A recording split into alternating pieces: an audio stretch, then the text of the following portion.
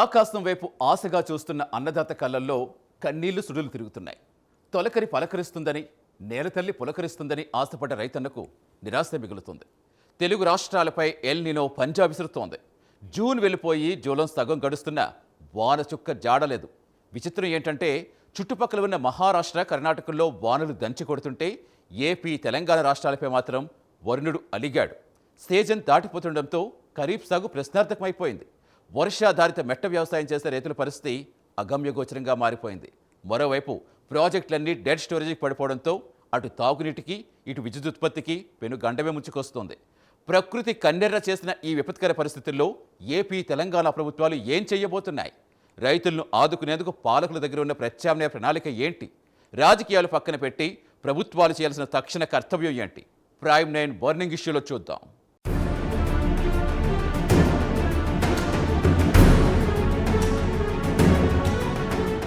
వాతావరణ మార్పుల ప్రభావం తెలుగు రాష్ట్రాలపై స్పష్టంగా కనిపిస్తోంది. పసిఫిక్ మహాసముద్రంలో ఏర్పడిన ఎల్ నినో పరిస్థితిలో ఏపీ, తెలంగాణ రాష్ట్రాల రుతుపవనాల గమనాన్ని పూర్తిగా మార్చేశాయి. సాధారణంగా జూన్ మొదటి వారంలో పలకరించాల్సిన నైరుతి రుతుపవనాలు జూలై సగం గడుస్తున్నా ముఖం చాటేశాయి. అక్కడక్కడ 1-2 చినుకులు పడినా భూమిలో ఉన్న వేడికి అవి క్షణాల్లో ఆవిరైపోతున్నాయి. దీంతో సాగు కోసం సిద్ధం చేసుకున్న నేలలన్నీ నెర్రెలు బారుతున్నాయి.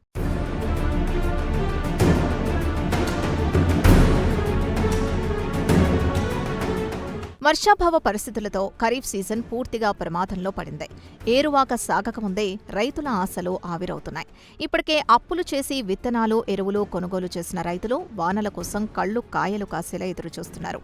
విత్తనాలు చల్లిన చోట మొలకలు రాక, నారు పోసిన చోట ఎండిపోతూ ఉండడంతో అన్నదాతల గుండె తరుక్కుపోతోంది. సీజన్ దాటిపోతే దిగుబడి సగానికి పడిపోతుందన్న ఆందోళన రైతాంగాన్ని నిద్రపోనివ్వడం లేదు.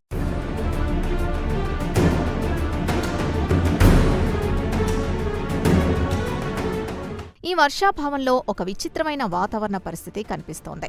మన పొరుగున ఉన్న మహారాష్ట్ర, కర్ణాటక, కేరళ రాష్ట్రాల్లో ఒక మోస్తరు నుంచి భారీ వర్షాలు కురుస్తున్నాయి. కానీ ఆ మేఘాలు తెలుగు రాష్ట్రాల సరిహద్దులు దాటి రావడం లేదు. భౌగోళికంగా ఏర్పడిన అల్పపీడన ద్రోణులు మన రాష్ట్రాలకి అనుకూలంగా లేకపోవడమే దీనికి కారణమని వాతావరణ శాఖ నిపుణులు చెబుతున్నారు. చుట్టుపక్కల వానలు పడుతుంటే మన నేలలు మాత్రం ఎండుతూ ఉండడం రైతుల్ని మరింత కుంగదీస్తోంది.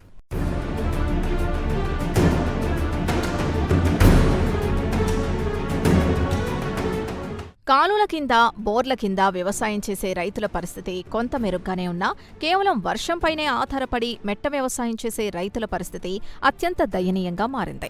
రాయలసీమ, ప్రకాశం, పల్నాడు, అలాగే తెలంగాణలోని ఉమ్మడి మహబూబ్నగర్, నల్గొండ, రంగారెడ్డి జిల్లాల్లోని మెట్ట రైతులు తీవ్ర సంక్షోభాన్ని ఎదుర్కొంటున్నారు. వీరికి ప్రత్యామ్నాయ నీటి వనరులు లేకపోవడంతో ఆకాశం కరుణిస్తే తప్ప పంట పండే పరిస్థితి లేదు.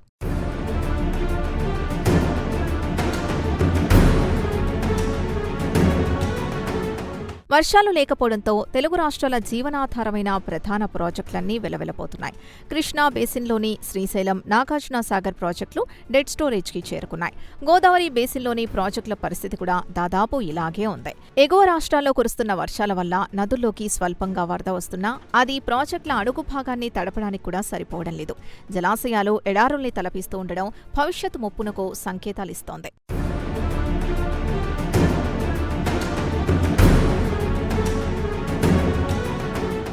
వర్షాభావం అంటే కేవలం వ్యవసాయానికే ముప్పు అనుకుంటే పొరపాటే.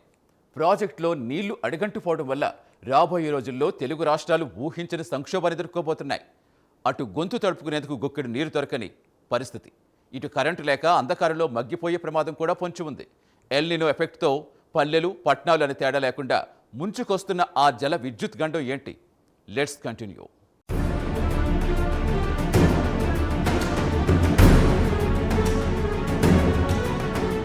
ప్రాజెక్టుల్లో నీళ్లు లేకపోవడంతో రాబోయే రోజుల్లో తీవ్రమైన తాగునీటి సంక్షోభం తలెత్తే ప్రమాదం స్పష్టంగా కనిపిస్తోంది. హైదరాబాద్, విజయవాడ, విశాఖపట్నం లాంటి మహానగరాలతో పాటు వందలాది మున్సిపాలిటీలు, వేలాది గ్రామాలకు తాగునీటి సరఫరా కష్టంగా మారనుంది.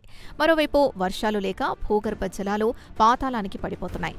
బోర్లన్నీ ఎండిపోతున్నాయి. ఇదే పరిస్థితి కొనసాగితే గుక్కెడు నీటి కోసం బిందెలు పట్టుకుని రోడ్డెక్కాల్సిన దుస్థితి వస్తుందని నిపుణులు హెచ్చరిస్తున్నారు.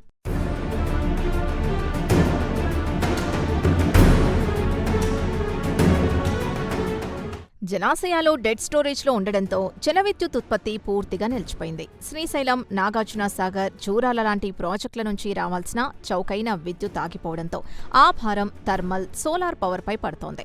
వ్యవసాయానికి, పరిశ్రమలకు విద్యుత్ డిమాండ్ పెరుగుతున్న సమయంలో ఉత్పత్తి తగ్గిపోవడం ప్రభుత్వాలకు తలనొప్పిగా మారింది. ప్రత్యామ్నాయ ఏర్పాట్లు చేసుకోకపోతే పవర్ కట్స్ తప్పవన్న ఆందోళన వ్యక్తమవుతోంది.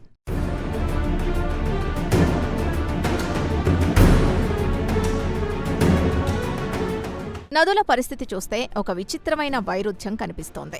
ఎగువన ఉన్న మహారాష్ట్ర, కర్ణాటకల్లో కురుస్తున్న వర్షాల వల్ల కృష్ణా, గోదావరి నదుల్లోకి కొంతమేర వరద వస్తోంది. కానీ మన రాష్ట్రాల్లోని క్యాచ్మెంట్ ఏరియాల్లో మాత్రం చుక్క నీరు పడటం లేదు. స్థానికంగా కురిసే వర్షాలతో నిండాల్సిన చెరువులు, కుంటలు, వాగులు, వంకలు పూర్తిగా ఎండిపోయి కనిపిస్తున్నాయి. దీనివల్ల నదీ తీర ప్రాంతాలు మినహా మిగతా ప్రాంతాలన్నీ కరువు కోరల్లో చిక్కుకుంటున్నాయి.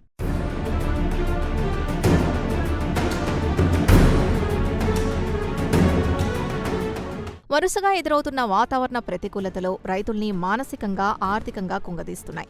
ఇప్పటికీ గతేడాది పంట నష్టాలతో అప్పుల పాలైన రైతులు ఈ ఖరీఫ్ పైనే కోటి ఆశలు పెట్టుకున్నారు. ఇప్పుడు వానలు ముఖం చాటేయడంతో తెచ్చిన అప్పులు ఎలా తీర్చాలో, కుటుంబాల్ని ఎలా పోషించుకోవాలో తెలియక కన్నీరు మున్నీరవుతున్నారు.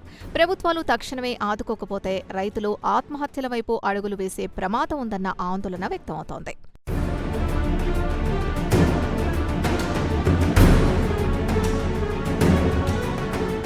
ఎల్నినో అనేది ఏదో ఒక ఏడాది వచ్చిపోయే సమస్య కాదు. గ్లోబల్ వార్మింగ్, వాతావరణ మార్పుల వల్ల ఇది తరచుగా పునరావృతమవుతున్న ముప్పు. ప్రకృతి సమతుల్యత దెబ్బతినడం వల్లే ఇలాంటి విపత్కర పరిస్థితులు తలెత్తుతున్నాయని పర్యావరణ నిపుణులు స్పష్టం చేస్తున్నారు. ఈ వాస్తవాన్ని ప్రభుత్వాలు, ప్రజలు గుర్తించాలి. కేవలం వర్షాల కోసం ఆకాశం వైపు చూడటం మానేసి వాతావరణ మార్పుల్ని తట్టుకునేలా వ్యవసాయ విధానాల్లో మార్పులు తీసుకురావాల్సిన అవసరం ఎంతైనా ఉంది.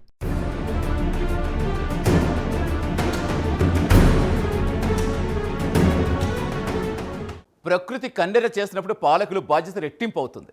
వర్షాలు పడకపోవటం ప్రభుత్వాల తప్పు కాదు. కానీ ఆ విపత్తు నుంచి రైతులను, ప్రజలను కాపాడాల్సిన బాధ్యత 100% ప్రభుత్వాలదే. ఈ సంక్షోభ సమయంలో ఏపీ, తెలంగాణ ప్రభుత్వాలు ఎలాంటి యాక్షన్ ప్లాన్తో ముందుకు రావాలి? డెడ్ స్టోరేజ్లో ఉన్న నీటిని ఎలా మేనేజ్ చేయాలి? రాజకీయ విమర్శలు పక్కన పెట్టి అన్నదాతకు భరోసా ఇచ్చేందుకు పాలకులు, ప్రతిపక్షాలు చేయాల్సిన కర్తవ్యం ఏంటి?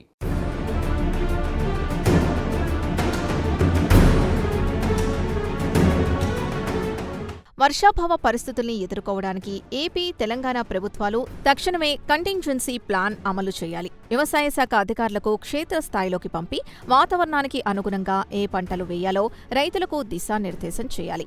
నీరు ఎక్కువగా అవసరమయ్యే వరి లాంటి పంటల స్థానంలో తక్కువ నీటితో తక్కువ కాలంలో చేతికొచ్చే చిరుధాన్యాలు, అపరాలు, పప్పు దినుసులు సాగు చేసేలా రైతుల్ని ప్రోత్సహించాలి.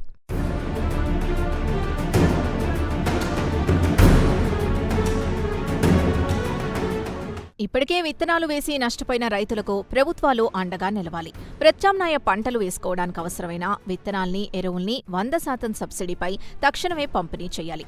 అలాగే బ్యాంకుల ద్వారా పంట రుణాలు సులభంగా అందేలా చూడాలి. ప్రైవేట్ వడ్డీ వ్యాపారుల చేతిలో రైతులు మోసపోకుండా ప్రభుత్వమే నేరుగా ఆర్థిక భరోసా కల్పించే చర్యలు చేపట్టాలి. అప్పుడే రైతన్నలో ఆత్మస్థైర్యం పెరుగుతుంది.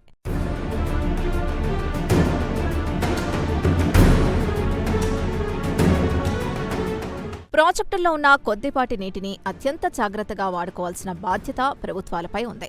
వాటర్ మేనేజ్మెంట్ విషయంలో కఠిన నిర్ణయాలు తీసుకోవాలి. జలాశయాల్లో ఉన్న నీటిని కేవలం తాగునీటి అవసరాలకే రిజర్వ్ చేయాలి. వ్యవసాయానికి, పరిశ్రమలకు నీటి విడుదలలో రేషనింగ్ విధానాన్ని అమలు చేయాలి. నీటి వృధాని అరికట్టడానికి ప్రజల్లో ముమ్మరంగా అవగాహన కల్పించాలి. రాబోయే ఎండాకాలాన్ని దృష్టిలో పెట్టుకుని ఇప్పటి నుంచే నీటి పొదుపుపై ఫోకస్ పెట్టాలి.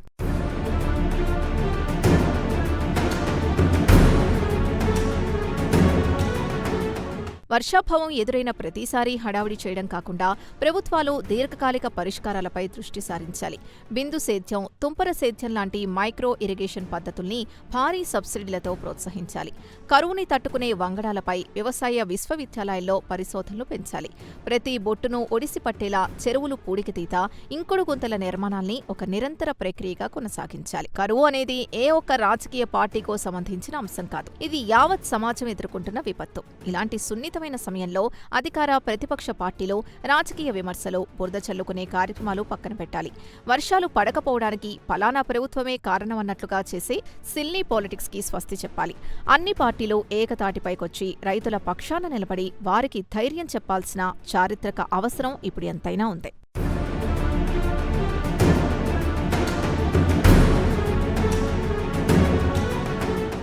ప్రకృతితో మనం ఆడుకుంటే ప్రకృతి మనతో ఎలా ఆడుకుంటుందో చెప్పేందుకే ఈ ఎల్నినో ఎఫెక్ట్ ఒక సజీవ సాక్ష్యం. వర్షాలు లేక బేటలు వారుతున్న నెలలు కేవలం రైతుల కష్టాన్ని మాత్రమే కాదు, భవిష్యత్ ఆహార భద్రతకు పొంచి ఉన్న ముప్పును కూడా హెచ్చరిస్తున్నాయి. ఇలాంటి విపత్కర పరిస్థితుల్లో ప్రభుత్వాలు నిద్రమత్తు వీడాలి. పకడ్బందీ ప్రత్యామ్నాయ ప్రణాళికతో క్షేత్రస్థాయిలోకి వెళ్ళాలి.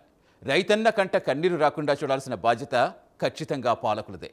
అలాగే ప్రతిపక్షాలు కూడా ఈ కరువును రాజకీయ ఆయుధంగా వాడుకోకుండా నిర్మాణాత్మక సలహాలతో ప్రభుత్వానికి సహకరించాలి. ఏది ఏమైనా ఆకాశం కరుణించకపోయినా ఆదుకునే ప్రభుత్వాలున్నాయనే భరోసా అన్నదాత కల్పించినప్పుడే ఈ సంక్షోభం నుంచి గట్టెక్కగలం.